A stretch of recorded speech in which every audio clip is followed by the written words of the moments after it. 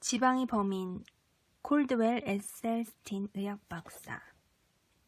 비만에서 해방되고 생명을 구해줄 책이다. 반드시 읽어보시라.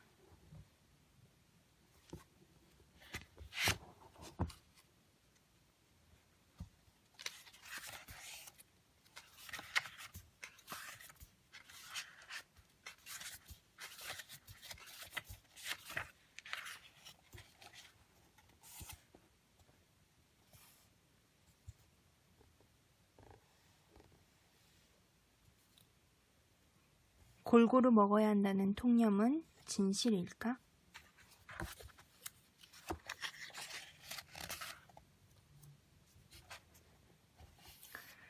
오래전 일이다. 내가 관상동맥 질환에 대한 연구를 시작하던 초기였을 것이다. 내 의견에 반대하던 아주 유능한 의사 한 분이 음식에 대한 본인의 신념을 환자들에게 말하는 것을 들은 적이 있다. 고기든 생선이든 이것저것 골고루 드세요. 아마 지금 내 주위의 의사들에게 질문을 하더라도 똑같은 대답을 들을 것이다. 과연 진실일까?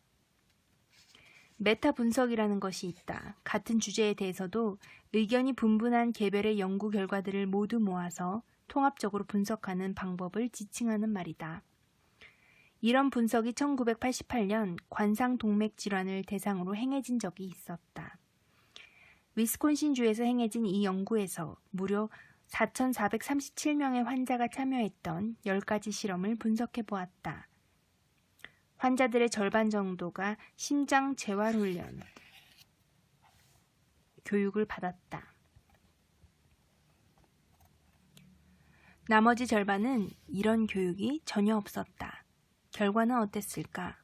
훈련을 받은 그룹이 그렇지 않은 그룹에 비해 심장마비 발병률이 아주 근소한 차이로 높다는 결과가 나왔다.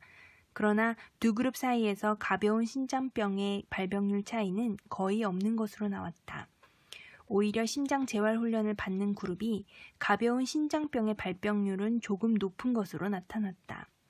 그러니까 훈련을 받아서 생활을 조금 바꾼 환자들과 생활 습관을 거의 바꾸지 않은 환자들의 심장병 발병률은 거의 상관관계가 없다는 결과 발표다. 그 이유는 아주 단순하다.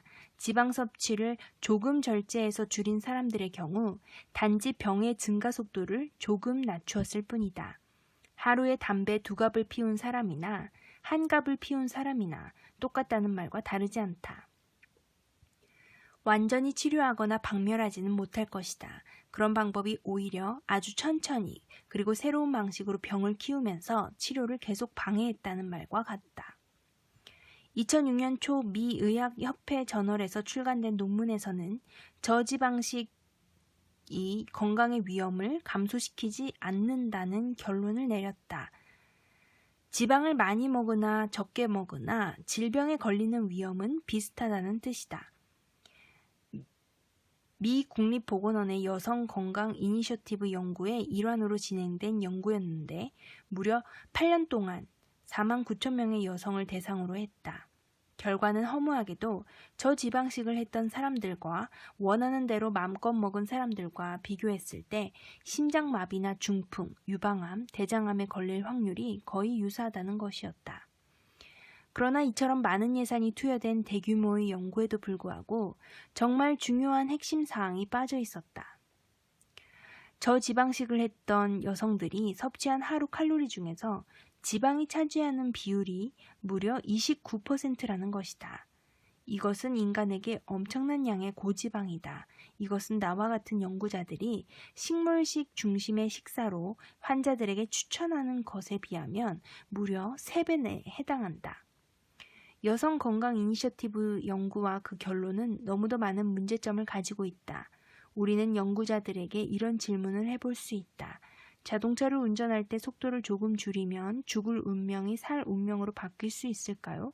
자동차를 시속 150km로 운전하다가 벽에 부딪히면 운전자가 거의 사망한다고 할 경우 만약 속도를 120km로 줄이면 이 운전자는 안전할까요? 그들은 죽는 것은 똑같습니다. 라고 말할 것이다. 그럼에도 불구하고 시속 15km로 운전하다가 벽에 부딪혔을 때 어떤 운전자도 다치지 않는다는 엄연한 사실을 무시하는 것은 무슨 일일까? 지방 섭취율 50%와 30%는 사망률이 거의 비슷하다고 해도 10% 이하로 내리면 엄청난 몸의 변화를 느낄 수 있고 사망률 제로라는 사실을 왜 외면하는 것일까? 미 국립보건원 여성건강 이니셔티브 연구 결과는 결국 의문부호를 남기고 사라졌다. 심장병이나 암의 위험을 줄이기 위해서 사람들에게 저지방을 권유하는 것은 절대로 옳은 방법이 아니다라는 교훈은 우리는 얻게 된 것이다. 이 연구가 밝힌 진실은 지방 함량 29% 식단을 권하는 미국인을 위한 식단 가이드라인이 확실히 옳지 않다는 것이다. 그러나 이런 분야를 일찌감치 연구해 오고 있던 우리는 이미 다 알고 있는 내용이었다. 여성 건강 이니셔티브 연구는 미국의 식단 가이드라인이 틀렸다는 것을 추가로 더 확인해 준 것뿐이다. 우리는 그들이 제시한 것보다 훨씬 적은 저지방 가이드라인을 추천했다. 시속 150km로 다니다가 벽에 부딪히면 죽고 120km로 달려도 죽지만 12km 이하로 달리면 절대 죽을 염려가 없다고 강력하게 주장했다는 말이다. 메타 분석이 몇 년 동안 계속되면서 그들은 결국 지방 섭취를 대폭적으로 줄인 관상동맥질환 환자들이 그렇지 않은 환자들에 비해 훨씬 좋은 결과가 있다는 보고서를 발표하게 되었다. 그러나 가장 좋은 결과는 동물성 지방 섭취를 전혀 하지 않은 환자들에게서 나왔다. 그 질환이 다시 발생되는 확률은 거의 제로에 가까웠다. 그러나 우리가 원하는 것은 이것이 아니었다. 우리는 좀 더 높은 목표를 추구하고 있었다. 관상동맥 질환을 모두 체포한 다음 완전한 사형을 집행해서 다시는 발을 붙이지 못하게 하는 것이 우리의 목표이기 때문이다. 이를 실현하기 위한 우리 연구의 핵심은 단순히 지방과 콜레스테롤의 섭취를 줄이는 것이 아니라 식물에 자연스럽게 함유되어 있는 지방을 제외하고는 어떤 지방도 섭취하지 않는 것이었다. 핵심은 식물식이다. 과일과 채소와 통곡물만을 먹는 방법이라는 말이다. 그렇다면 좀 더 과학적으로 얘기를 해보자. 나는 이 병 때문에 아버지와 장인어른을 포함해서 사랑하는 가족들을 일찍 떠나보냈다. 나는 그런 의사의 자격으로 감히 단언할 수 있다. 콜레스테롤 수치가 150 이하인 사람에게 심장질환은 결코 발생하지 않는다. 바로 이것이 정답이다. 그 반대도 역시 성립한다. 당신이 만일 평생 동안 콜레스테롤 수치를 150 이하로 조절하면서 산다면 그것으로 충분하다. 당신이 담배를 피우거나 가족 중에 신장병으로 고생한 사람이 있거나 고혈압이 있거나 뚱뚱하거나 상관이 없다는 말이다. 시중의 의학 상식과 다르지 않은가? 당신은 너무 놀라서 믿지 않으려 할지도 모른다. 그래서 나는 적절한 예를 들어 보려 한다. 뉴기니 섬에 사는 파푸아 고산족 이야기다. 이들은 전통적으로 오랜 세월에 걸쳐 담배를 즐겨 피웠다. 담배를 피우지 않는 사람도 마을 공동체로 돌아가면 어쩔 수 없이 간접 흡연을 하게 된다. 그들은 흡연 때문에 폐에 많은 문제가 생긴 것도 사실이다. 그러나 60세 이상의 파푸아 고산족들에게는 동맥경화 질환이 한 명도 발견되지 않았다. 담배 연기에 노출되면 심장병의 위험이 매우 높아진다는 수많은 연구 결과에도 불구하고 말이다. 왜 그럴까? 그들이 먹는 음식에 의해서 보호받기 때문이다. 그들은 19가지에 달하는 고구마를 매일 섭취하고 있었던 것이다. 음식은 심혈관 질환의 여러 면에서 심각한 영향을 준다. 지방과 콜레스테롤이 많은 음식을 먹으면 혈관 속의 지질 농도를 상승시킨다. 바로 그렇게 혈관 내에 플라크를 만드는 준비 작업을 시작하는 것이다. 그렇다면 골고루 적당히 먹는 습관은 병으로부터 안전할까? 지방과 콜레스테롤의 섭취를 적당히 줄이는 것이 과연 시중의 의사들이 말하는 것처럼 정답일까? 물론 어느 정도는 효과가 있을지도 모른다. 그러나 그것이 정답이 아니다. 당신은 퇴근할 때마다 동네 피자 가게의 냄새를 맡을 것이고 배가 고프지도 않은데 TV에 햄버거 광고를 보고 갑자기 식욕이 생길 것이다. 우리 모두는 이 엄청나게 자극적인 상업자본주의 지뢰밭을 피해가며 살기가 힘들다는 말이다. 골고루 적당히 먹는 습관이 오히려 사람을 죽일 수 있다. 이를 이해하기 위해서는 신진대사 및 생리학에 대한 약간의 이해가 필요하다. 지금부터 하는 얘기는 약간 과학적인 이야기라서 집중할 필요가 있다. 당신이 다음 이야기를 충분히 이해하게 되면 내가 말하는 모든 말에 확신을 갖게 될 것이다. 인간 신체의 각 기관은 세포로 구성되어 있는데 각 세포들은 바깥쪽에 보호막으로 둘러싸여 보호를 받는다. 이 세포막은 인간이 상상할 수 없을 정도로 섬세한데 두께가 10만 분의 1mm에 불과하다. 이 세포막은 세포가 건강한 기능을 하기 위해서 너무 중요하지만 약간의 자극에도 매우 민감하게 반응한다. 우유를 포함한 각종 동물성 식품과 모든 기름 성분은 세포를 보호하기 위한 세포막에 공격을 가한다. 이러한 음식들은 우리 몸에 무척 해로운 활성산소를 대량으로 만들어낸다. 이 활성산소는 순환대사에 치명적인 위협이 되는 화학물질이다. 당장은 눈에 보이지 않을지라도 시간이 갈수록 쌓이면서 축적된다.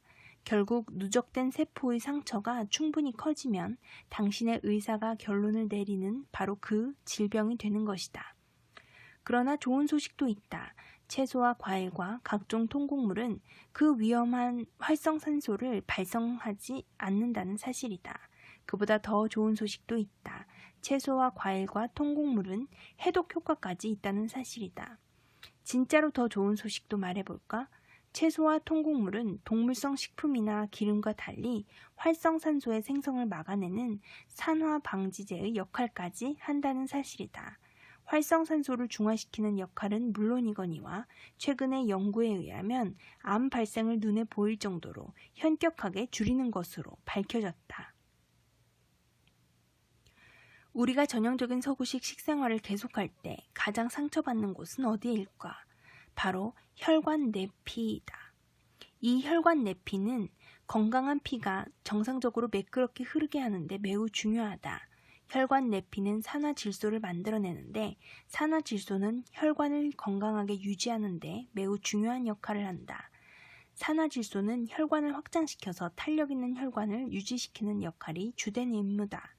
혈관 내부에 남겨진 산화질소는 프라이팬의 테플론 성분이 음식을 달라붙지 않게 하는 것처럼 혈관의 내부에 코팅을 만들어 피의 흐름을 매끈하게 한다. 또한 산화질소는 지방이 많이 발생하는 혈관과 혈액세포들이 끈적이게 되는 현상을 제거하여 그것이 원인이 되어 생기는 플라크를 근본적으로 예방하는 중요한 역할을 한다. 노폐물 청소 물질이자 기름때 제거 물질이라는 말이다. 혈관 내피가 얼마나 중요한지에 대한 증거는 수도 없이 많다. 최근 독일에서 관상동맥 질환으로 판명을 받은 환자 500명을 대상으로 연구한 결과가 나왔다. 그들에게 혈관을 촬영하는 혈관 조형 검사를 실시하고 혈관에서 혈액을 일정량 뽑아내서 혈관 내피 전구세포의 양을 수량해 보았다. 12개월이 지나서 연구자들은 혈관 내피 전구세포의 숫자가 가장 적은 환자들의 건강 상태가 가장 좋지 않았고 전구세포가 가장 많은 환자들이 가장 건강했다는 사실을 확인했다. 모든 세포들이 최선을 다한 결과이다. 볼티모어에 있는 메릴랜드 의대의 로버트 보겔 박사는 놀랄만한 실험을 했다. 독성 있는 식사 한 끼가 혈관 내벽에 어떤 영향을 끼치는가에 대한 실험이었다. 보겔 박사는 학생들을 대상으로 해서 어깨와 팔꿈치 사이에 있는 상완동맥의 지름을 초음파로 측정했다. 그리고 학생들의 한쪽 어깨를 천으로 묶은 다음 5분 동안 피가 못 흐르게 해서 혈압을 팽창하게 했다. 5분 후에 묶은 어깨를 풀고 피가 동맥을 다시 흐르게 해서 얼마나 빨리 원래 상태로 돌아가는지 초음파를 사용해서 확인하는 실험이었다. 두 그룹으로 나누었다. A그룹에게는 아침 식사로 패스트푸드를 제공했는데 총 900kcal 중에서 지방이 50g이었다. B그룹에게는 지방이 전혀 들어있지 않은 아침 식사 900칼로리를 제공했다. 식사가 끝난 다음 보겔 박사는 다시 어깨를 5분 동안 묶은 다음 결과를 지켜보았는데 결과는 놀라웠다. 지방이 없는 아침을 먹은 학생들은 아무런 문제가 없었다. 몇 초도 지나지 않아서 동맥혈관이 아침 식사 전과 다름없이 탄력을 되찾았다. 그러나 지방을 섭취한 학생들의 혈관은 반응 속도가 현저하게 느렸다. 왜 그랬을까? 혈관 내피에 지방을 공급하면 산화질소를 생산하는 혈관 내피의 능력이 현저하게 떨어지기 때문이다. 보겔 박사가 세심하게 관찰한 결과 지방이 든 음식을 먹은 후 2시간이 지나면서 혈관 내벽의 기능이 떨어지기 시작했고 혈관 내벽이 정상화될 때까지는 무려 6시간이 걸린다는 사실을 알아냈다. 한 끼의 식사만으로도 혈관의 건강에 엄청난 영향을 초래하는데 매일 3끼를, 그것도 365일 그런 식으로 식사한다고 상상해보라. 이 책을 읽고 계신 당신에게 묻고 싶다. 이 정도면 콜레스테롤 수치를 줄여야 한다는 내 말이 충분히 납득되시는가? 콜레스테롤 수치를 줄이는 다른 방법이 있다면 내가 왜 돈 버는 수술 의사를 버리고 돈 안 되는 채식 의사로 방향을 틀었으며 음식 습관을 근본적으로 바꾸지 않으면 안 된다고 확성기를 들고 30년 동안 거리를 떠돌며 외치고 있겠는가 말이다. 최근 뉴 잉글랜드 의학 저널은 다량의 콜레스테롤 저하제를 사용하면 콜레스테롤 수치를 150 이하로 줄일 수 있다는 연구 결과를 발표했다. 이 연구의 대상이 된 심장병 환자 4명 중 3명 정도는 상태가 매우 호전되었다. 그러나 그 실험은 완벽하지 못했다. 이들은 콜레스테롤 수치는 현격하게 감소했지만 이 연구에 참여한 환자 4명 중에서 1명꼴로 심장혈관에 새로운 이상 증세가 생겼으며 심지어는 이 연구 시작 2년 반 만에 사망하는 환자들도 발생했다. 나는 그들의 실험 방법에 너무나 많은 문제점이 있다는 것을 발견하고 충격을 받았다. 총 콜레스테롤 수치와 LDL 수치가 우리가 제시하는 수치 이하로 내려간 것은 물론 사실이다. 나는 그 연구의 총책임자에게 전화를 걸어서 아주 핵심적인 내용이 빠져 있다고 따졌다. 바로 영양학적 요소가 빠져 있음을 지적한 것이다. 환자들은 실험 기간 동안 무슨 음식을 먹었냐는 나의 질문에 이것은 약물 실험일 뿐입니다. 라고 대답했다. 그러니까 실험 시작 전부터 먹던 음식과 똑같이 먹었다는 것 말이다. 이것이 실험에 참여한 많은 환자들이 덜어는 악화되고 덜어는 사망한 원인인 것이다. 25%가 사망하는데 그 약물을 왜 투여한다는 말인가? 내가 지금 과도한 주장을 하고 있다는 말인가? 나는 이 책 앞부분에서 질병과 화재에 대한 비유를 했었다. 지방 가득한 서구식 음식을 먹는 것은 불난집에 휘발유를 계속 뿌리는 것과 같다고 말이다. 집에 난 불을 끄려면 가장 먼저 휘발유 뿌리는 행위를 멈춰야 한다고 나는 계속해서 주장해왔다. 바로 이 문제를 얘기하는 것이다. 약물을 복용해서 콜레스테롤 수치가 상당히 내려갔다고 하더라도 동맥혈관에 플라크가 계속 발생해서 병이 진행되는 것은 피할 수가 없다. 환자들이 독성 가득한 서구식 식생활을 계속 유지하기 때문이다. 질병이 악화되거나 사망한 환자들의 경우 테스트 기간 중에 계속해서 CRP 검사 혹은 HSCRP 검사 등이 시행되었다. 이 테스트는 동맥혈관의 단백질 수치를 측정하여 염증 수치를 도출해내는 방법인데 심장내과 의사들에게 이 테스트는 심장마비의 위험을 예상하는 데 있어서 기존의 콜레스테롤 측정법보다 훨씬 효과적인 것으로 알려져 있다. 그런데 부정적인 결과를 보인 이 실험의 환자들에게서 모두 이 검사의 수치가 상당히 올라간 것으로 판명되었다. 이것이 음식의 중요성을 판단하는 결정적 단서다. 내 경험에 의하면 음식 습관을 식물식으로 바꾸는 내 프로그램을 충실히 수행한 후 3, 4주 정도 지나면 환자들의 HSCRP 수치, 즉 혈관 내 염증 수치가 본인도 놀랄 만큼 개선되었다. 그것도 아주 신속하게 개선되었으며 이후 계속해서 꾸준히 유지되었다. 30여 년 전 내가 연구를 시작할 때 최종 목표는 혈중 총 콜레스테롤 150 이하로 떨어뜨리고 LDL 수치를 80 이하로 내려가게 하는 것이었다. 그러나 식물식을 통해서 이런 목표를 확신한 지금 새로운 선물을 받게 되었는데 바로 동맥혈관의 근본적인 개선이다. 이를 통해 현대인의 각종 혈관성 질병을 치료하고 역전시키는 강한 능력까지 확인한 셈이다. 식물식 중심의 식사는 혈관 내벽의 세포에 강한 영향을 미쳐서 산화질소를 생산하게 하는데 이는 신진대사를 원활하게 하고 생리학적으로 강한 힘을 준다는 사실이다. 앞에서도 언급한 적이 있는데 산화질소는 각종 혈관성 질병을 치료하는 데 필수 불가결한 성분이다. 이 엄청난 사실을 밝혀낸 미국의 과학자 3명은 1998년 노벨 의학상을 받은 바 있다. 1. 산화질소는 신체 모든 부분의 혈액 흐름을 촉진시킨다. 2. 산화질소는 백혈구와 혈소판이 끈적이는 것을 방지하며 혈관 내 플라크가 생성되는 것을 예방한다. 3. 산화질소는 혈관 내 플라크 생성을 방지하여 관상 동맥의 흐름을 부드럽게 한다.